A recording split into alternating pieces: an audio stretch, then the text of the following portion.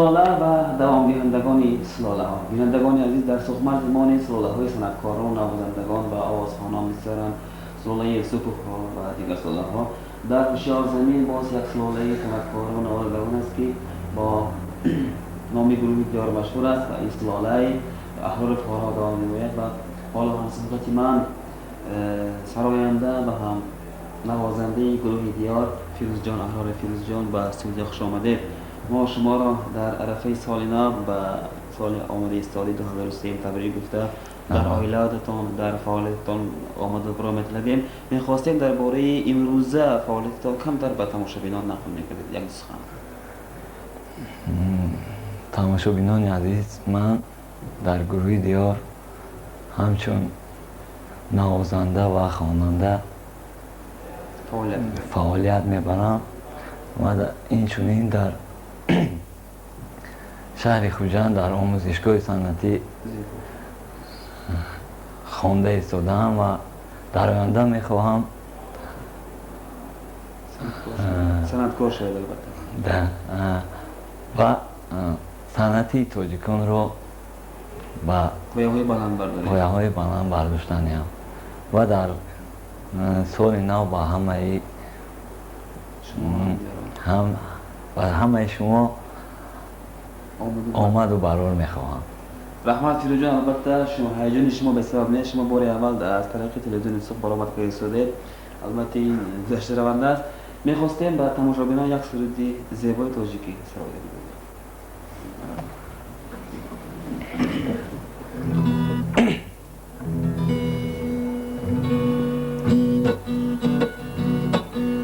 هرگز از یادی من آن سرو خرامان نرود، هرگز آن میری تو از دل دل و جان نرود، آنچنان میری تو هم در دل و جان جای گیری، آنچنان میری تو هم در دل و جان جای گیری، در دیدارت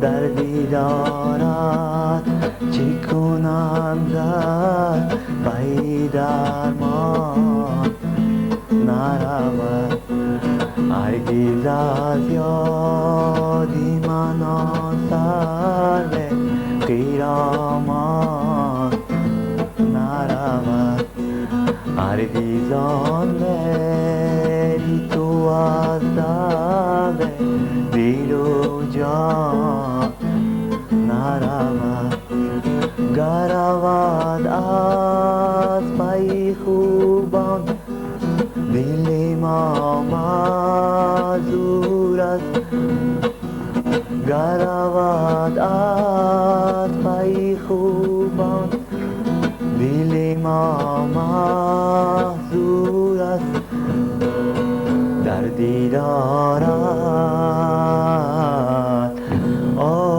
در دیدارت چه کنم گر پی درمان نرود، هرگز از یادی من آن سرو خرامان نرود.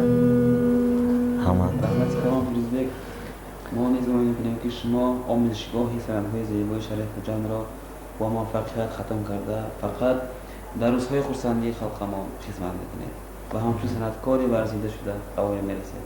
رحمت به شما بار دیگر و سال نو آمده سال 2023 شما را تبریک می‌گویم و در سیمای شما خلق شار زمین و اهل عائلتان را تبریک می‌گویم. رحمت